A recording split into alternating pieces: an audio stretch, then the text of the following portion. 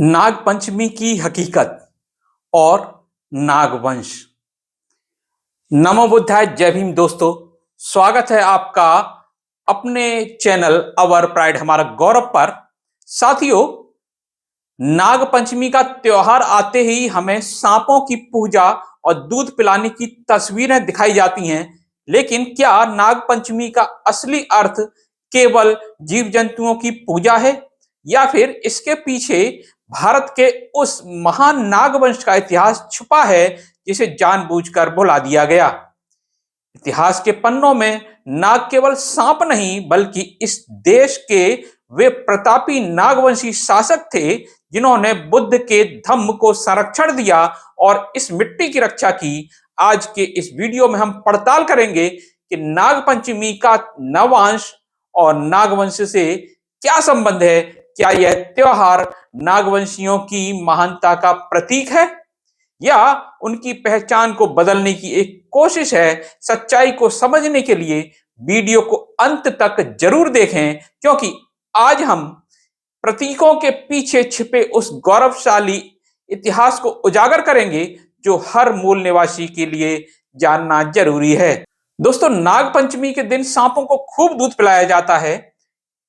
वैदिकों के गरुड़ पुराण में उल्लेख किया गया है कि नाग पंचमी के दिन घर के दोनों बगल नाग चित्र खींचकर अनंतर प्रमुख महानागों का पूजन किया जाए।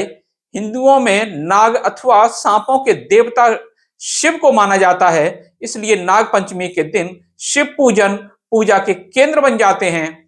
उस दिन सांपों का दर्शन होना मुश्किल होता है, परंतु अधिकतर लोग सांपों से दूर ही रहना चाहते हैं, इसलिए लोग शिवलिंग पर ही दूध चढ़ाते हैं और शंकर की पूजा करके त्योहार मना लेते हैं। इस त्योहार की पुष्टि करने हेतु हिंदुओं की कुछ कथाओं की भी रचना कर ली है।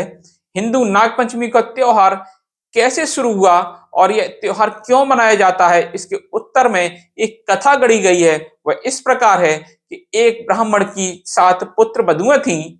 सावन का महीना लगते ही 6 बहुएं तो अपने मायके के भाइयों के साथ चली गईं, किंतु 7वीं के कोई भाई नहीं था, तो उसे ले जाने के लिए कोई नहीं आया, यानी वह मायके नहीं जा चुकी। बेचारी ने दुखी होकर पृथ्वी को धारण करने वाले शेषनाग को भाई के रूप में याद किया। करुणा युक्त दीन वाणी को सुनकर शेषनाग ब्राह्मण का रूप धारण करके आए और उसे लिवाकर चल दिए। थोड़ी दूर रास्ता तय करने पर उन्होंने अपना असली रूप धारण कर लिया और अपने फन पर बैठाकर उसे नागलोक ले गए। नागलोक यानी पाताल लोक में वह निश्चिंत होकर निवास करने लगी। उसी समय शेषनाग के कुल में नागों के बहुत से बच्चों ने जन्म लिया। उन नाग बच्चों के सर्वत्र विचरण करने के कारण उस ब्राह्मण की बहू को अंधेरे में चलने में परेशानी होती थी। उन नाग बच्चों को सर्वत्र विचरण करते देख शेषनाग की रानी ने उस बधू को पीतल का एक दीपक दिया और बताया कि इसके प्रकाश में तुम अंधेरे में भी सब कुछ देख सकोगी। एक दिन अकस्मात उसके हाथ से दीपक टहलते हुए नाग बच्चों के ऊपर गिर गया। परिणाम स्वरूप उनकी पूंछ थोड़ी कट गई। यह घटना घटते ही शेषनाग ने बधू को उसके ससुराल भेज दिया। जब अगला सावन आया तो बधू दीवार पर नाग देवता का चित्र उकेर कर उनकी विधिवत पूजा तथा मंगल कामना करने लगी। इधर को क्रोधित होकर नाग बालक अपनी माताओं से अपनी पूंछ कटने का कारण जानकर उस बधू को मारकर बदला चुकाना चाहते थे। इसी अवसर वे उस बधू के घर चल पड़े। वहां पहुंचकर उन्होंने सबने अपनी पूजा होते हुए देख और प्रसन्न हुए और उनका क्रोध समाप्त हो गया। उन सब ने बहू को बहन समान ही समझकर उसके हाथ से प्रसाद रूप में दूध और चावल भी खाए। नागों ने उसे सर्पकुल के निर्भय होने का वरदान दिया और बताया कि सावन मास की शुक्ल पक्ष की पंचमी को हमें पूजेंगे, हम उनकी रक्षा करेंगे, और तभी से नागों की पूजा एक त्योहार बन गया। वराह पुराण में इस पर्व के प्रारंभिक इतिहास को इस प्रकार बताया गया है कि इसी दिन ब्रह्मा जी शेषनाग को अपने प्रसाद से संतर्पित कर संतुष्ट किया था और शेषनाग के कारण पृथ्वी धारण करने की अमूल्य सेवा के लिए उन्हें अभिनंदित भी किया गया। तभी से यह पर्व नाग जाति के प्रति श्रद्धा प्रदर्शन का प्रतीक बन गया, जो नाग पंचमी के नाम से जाना जाता है। बराह पुराण की इस बचकानी मान्यता को पढ़कर कोई भी व्यक्ति यह आसानी से समझ सकता है कि मूल निवासियों नागवंशियों को कितने गोबर ज्ञान से मूर्ख बनाया गया है। दूसरी तीसरी क्लास में पढ़ने वाला बच्चा भी जानता है कि पृथ्वी किसी के द्वारा धारण करने वाली चीज नहीं। इससे स्पष्ट हो जाता है कि प्राचीन ऋषि ब्राह्मण खास तौर पर बराह पुराण के रचनाकारों का वैज्ञानिक दृष्टिकोण अथवा ज्ञान कितना उथला था, उन्हें शायद ये इस बात का अंदाजा नहीं था कि एक दिन इनके ढोल की पोल खुल जाएगी और इनके मूर्खतापूर्ण शोध पर पूरा देश हंसेगा। अब इसकी वास्तविकता क्या है, उस पर जरा नजर डालेंगे। नागपंचमी के नाम से मनाया जाने वाला त्योहार, जिसमें नाग अथवा सर्पों की पूजा की जाती है, वैसे सांपों के पूजा खास तौर पर घर से बाहर ही की जाती है, तो भी किसी ऐसे सुरक्षित स्थान जहां ऐसी स्थिति में जहां पूजने वाले को सांपों से कोई नुकसान न पहुंचे, ऐसे स्थानों पर तो दूध बहुत श्रद्धा से चढ़ाया जाता है। लेकिन उसी दिन यही सांप देवता घर के आसपास अथवा घर में दिखाई दे जाएं, तो सांप देवता का स्वागत लाठी डंडों से किया जाता है। सांप को मारते समय शंकर जी का भी ध्यान नहीं रखा जाता। वैसे इस सारी प्रक्रिया का कारण पूछा जाए तो किसी भी ब्राह्मण के पास इसका जवाब नहीं मिलेगा। सच्चाई जानने के लिए हम 2500 वर्ष पूर्व के त्योहारों को देखें और जानने की कोशिश करें कि नाग पूजा क्या है, इस त्योहार का नाम नाग पंचमी क्यों पड़ा, ये नाग वास्तव में कौन है। सबसे पहले यही जानना उचित होगा कि नाग शब्द का आशय क्या है। धर्म के अनुसार गाय सबसे अधिक पूजनीय पशु है, जिसे वह गौ माता कहते हैं, लेकिन गाय के नाम पर कोई त्योहार नहीं है, तो मानव जाति का दुश्मन समझे जाने वाले विषैले और खतरनाक सरीसृप नाग की पूजा करने के लिए यह त्योहार क्यों बनाया गया। इस प्रश्न के जवाब में वैदिक धर्म की वकालत करने वालों का कहना है कि मानव को जिससे खतरा महसूस होता है, मनुष्य उसी की पूजा करता है। ऐसे उत्तर देने वालों से मैं पूछता हूं, क्या दुर्गा के शेर से मानव को खतरा नहीं है? शेर को पूजने के लिए कोई त्योहार क्यों नहीं बनाया गया? जितने जानवरों अथवा पशु पक्षियों पर देवी देवता सवार हैं, क्या वे सभी जानवर व पशु पक्षी मनुष्य के हितैषी हैं? नहीं। तो फिर नागों के नाम पर यह त्योहार क्यों? यहां उत्तर में यह कहना कुछ गलत नहीं होगा कि नाग एक जाति थी। इसी जाति के नाग लोग भारत के मूल निवासी हैं, जिन्हें असुर, राक्षस, दैत्य, दानव कहा गया। पूरे भारत में इनका ही वर्चस्व था और ये नाग भगवान बुद्ध के अनुयायी और बौद्ध धर्म के प्रचारक थे, जो ब्राह्मण को फूटी आंख भी नहीं भाते थे। और इन नागों के नाम पर सर्पों की ओर ध्यान बटाकर आने वाली पीढ़ी को गुमराह कर देना भी आसान था, और आर्य ब्राह्मणों द्वारा नागों के विनाश का इतिहास मिटा देने के उद्देश्य से नागों के नाम पर एक भ्रामक स्थिति पैदा की गई और त्योहार के रूप में स्थापित कर दिया गया। आज भले ही नागों के नाम पर सांपों की पूजा करते हैं, लेकिन जिन नागों की स्मृति में नाग पंचमी मनाई जाती है, वे नाग सांप नहीं मनुष्य थे। माननीय पुष्कर लाल कोडिया जी अपनी छोटी सी पुस्तक जीवन, धर्म और विज्ञान में नागों को काल्पनिक रूप में प्रस्तुत करने की बात लिखते हैं कि पृथ्वी का भार शेषनाग पर होने की कल्पना विष्णु जी की शेष सैया, समुद्र मंथन के बाद नागराज वासुकी का उपयोग, शंकर जी के गले में नागों की माला धारण करना आदि तरीके से इनके इस्तेमाल को महत्वपूर्ण स्थान दिया गया है। नागों के इन संदर्भों को जानकर आसानी से पता चलता है जिन नागों की बात पुराणों में की गई है, वे कुशल, वीर और योग्य मानव थे, लेकिन उनके असली स्वरूप को छिपाकर लिखा गया था। इन तथाकथित देवताओं की हिम्मत नागराज वासुकी के सामने आने की नहीं थी, इसलिए समुद्र मंथन के समय उन्होंने वासुकी की नाग की पूंछ की ओर यानी पीछे की ओर ही रहना स्वीकार किया। जिस नागराज की कल्पना पूरी पृथ्वी को उठाने के लिए की गई, उसे शेष नाग पर विष्णु सवार रहते हैं, बताते हैं नाग पर पृथ्वी है, दिखाते हैं नाग पर विष्णु को।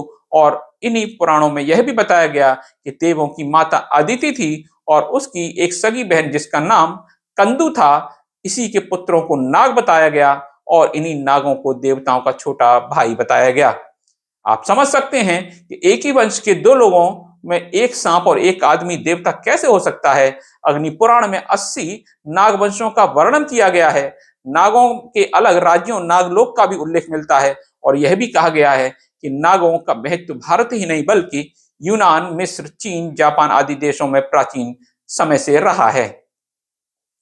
नागवंश का ऐतिहासिक दृष्टि से अवलोकन करने पर हम जान पाते हैं कि परवर्ती नाग शासकों का राज्य जो सन 712 ईस्वी से सन 1194 ईस्वी तक अर्थात 482 वर्ष तक रहा, वह भारत के सभी तत्कालीन राज्यों में विशाल था। इस राज्य के अधिकार क्षेत्र में संपूर्ण गंगा की घाटी, मेरठ व दिल्ली क्षेत्र शामिल था। नागवंश का अंतिम राजा जयचंद्र 1155 ईस्वी से 1194 ईस्वी तक प्रभु सत्ताधारी महाराज होने के नाते उसकी धाक थी और उसके पास विशाल सेना थी। उसके सामने भारत के अन्य राजाओं के मुकुट झुक जाते थे। कन्नौज के यह राजा बौद्ध मतानुयायी थे। राजा जयचंद्र के गुरु बौद्ध भिक्षु मित्रपाद थे। नागलोक ही बौद्ध थे, इस बात का बाबा साहेब डॉक्टर अंबेडकर के शब्दों में प्रस्तुत करना ज्यादा उपयुक्त होगा। 1956 में 14 अक्टूबर अशोक विजयदशमी के पावन अवसर पर 10 लाख लोगों के साथ बौद्ध धर्म की दीक्षा के अवसर पर बाबा साहेब ने दीक्षा के लिए नागपुर को ही क्यों चुना?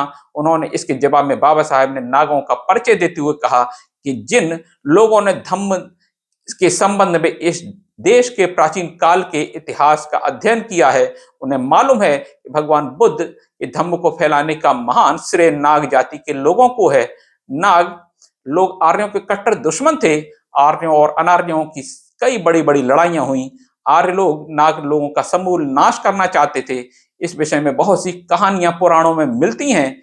इनके वंशज राजा परीक्षित व जन्मेजय ने नागों को जलाया था।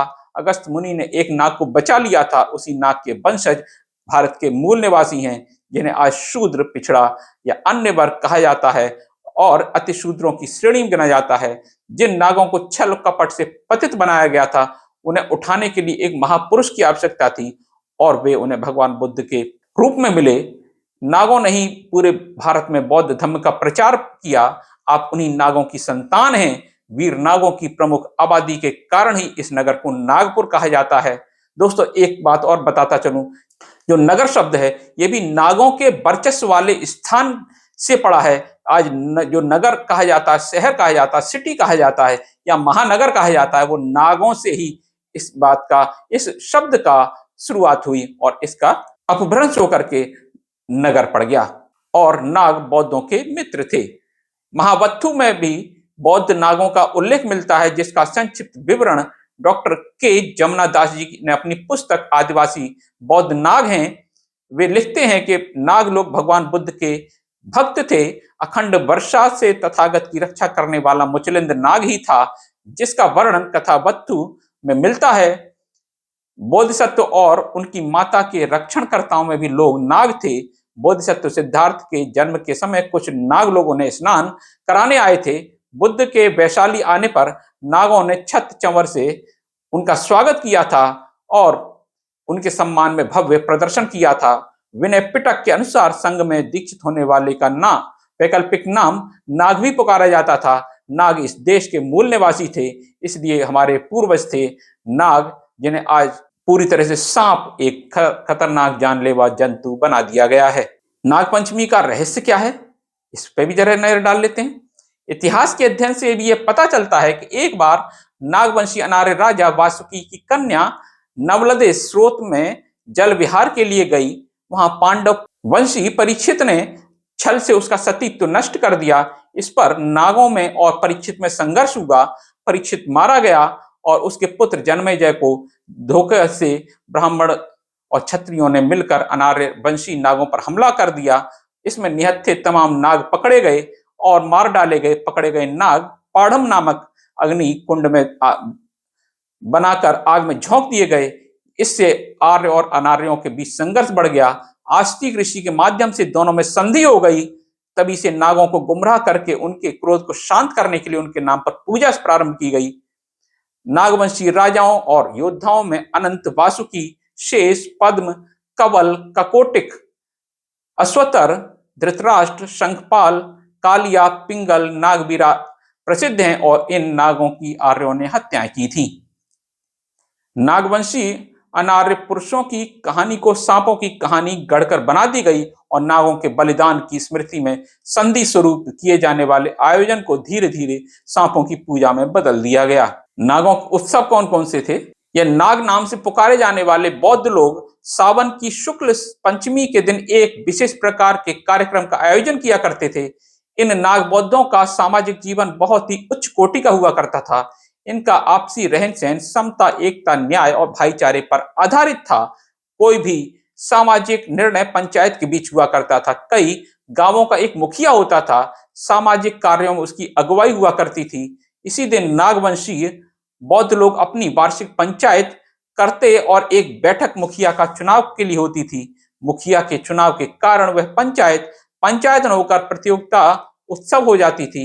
इस दिन लोग नहा धोकर अपने आराध्य देव बुद्ध की वंदना करके सुबह ही गांव के संस्थागार में एकत्र होते थे और छोटे छोटे कई गांव के लोग होते थे, इसलिए एक विशाल जन समूह बन जाता था। संभवतः यह परंपरा शाक्यों से प्राप्त हुई, क्योंकि इनके भी उत्सव में सब कुछ ठीक वैसा ही होता था जैसे महाराज शुद्धोधन के शासन के समय कपिल वस्तु में होता था। विनय पिटक में कई जगह भगवान ने स्वयं को नाग कहा है। नाग लोग बौद्ध धर्म के अनुयायी थे, इसलिए उनकी सभ्यता और सिद्धांत उच्च कोटि के थे, जिसे आज भी आदर्श कहा जा सकता है।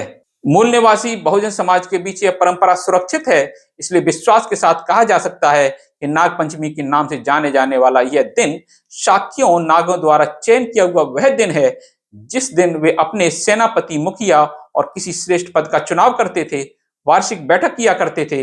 यह दिन नागवंश के लिए केवल पराक्रम और वीरता दिखाने का दिन नहीं था, बल्कि इस दिन महत्व धार्मिक श्रद्धा और समर्पण की दृष्टि से और भी अधिक था, क्योंकि इसी दिन जन्मेजय द्वारा असंख्य नागों को आग में झोंक कर मार डाला गया था और यह दिन उन्हीं नागों की स्मृति का दिवस था। नागों में चैत्य पूजा भी होती थी। धम्म के प्रति जितनी श्रद्धा नाग पुरुषों में थी, उतनी ही श्रद्धा महिलाओं में भी थी। धर्म के नाम पर होने वाले अधिकतम रस्मों का निर्वाह महिलाएं किया करती थी। उन दिन नागों की पूजा चैत्य पूजा हुआ करती थी। उन दिनों नागों में चैत्य पूजा का प्रचलन था। ये चैत्य पूजा बौद्धों की परंपरा है। यह धारणा प्रचलित है कि चैत्य शब्द की उत्पत्ति चिता से हुई। संभवतः यह चिता से संबंधित था, जिसके ऊपर बनाया गया स्मारक चैत्य कहा जाता था, जिसका प्रयोग सामान्य रूप से धार्मिक और पवित्र स्मारकीय शिलाओं, पवित्र स्थलों, मूर्तियों के लिए भी होता है। चैत्य को वस्तुतः बौद्ध धर्म का पूज्य स्थल कहा जाना चाहिए। संस्कृत के शब्दकोशों में चैत्य शब्द का अर्थ या तो बुद्ध विहार लिखा हुआ है या बुद्ध की मूर्ति लिखी हुई है। जब किसी लोकप्रिय उपासक का परिनिर्वाण हो जाता है तो उसे नदी, तालाब के किनारे या किसी उपलब्ध शमशान भूमि पर दाह संस्कार करने के बाद जो अस्थियां तथा राख शेष बचती है, एक कलश में इकट्ठा कर लिया जाता है।